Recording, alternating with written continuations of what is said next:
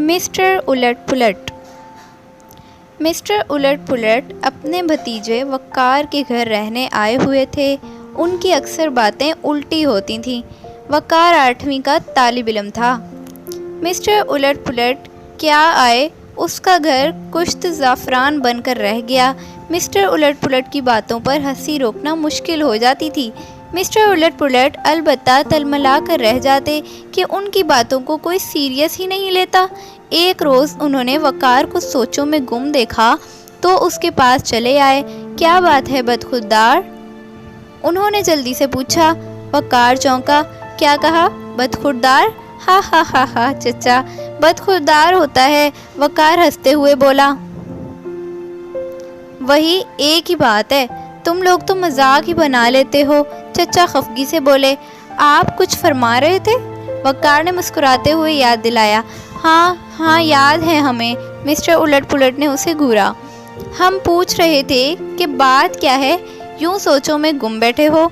وہ چچا، میری سمجھ میں نہیں آ رہا کہ کون سے مضمون کا انتخاب کروں۔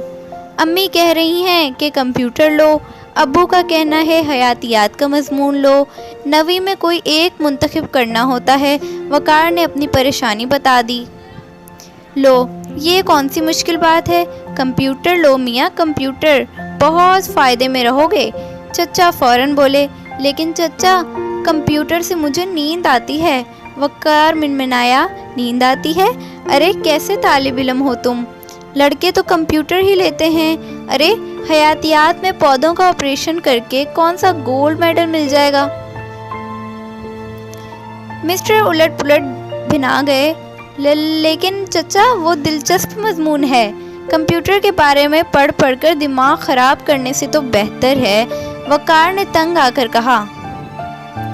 ٹھیک ہے، جب اپنی مرضی کرنی تھی تو مجھ سے مشورہ مانگنا ہی کیوں تھا؟ تمہیں رکشے میں بٹھانا اور اونٹ کو سمجھانا ایک ہی بات ہے۔ مسٹر الٹ پلٹ بنا کر کہتے ہوئے اٹھے اور باہر نکل گئے، جبکہ وقار ہنس ہنس کر لوٹ پوٹ ہوا جا رہا تھا۔ اگر آپ کو ویڈیو اچھی لگی ہو تو لائک کیجئے، کامنٹ کیجئے، شیئر کیجئے اور میرے چینل کو سبسکرائب کیجئے۔ ملتے ہیں آپ سے ایک نئی ویڈیو کے ساتھ، تب تک کے لیے اپنا خیال رکھیے گا۔ اللہ حافظ۔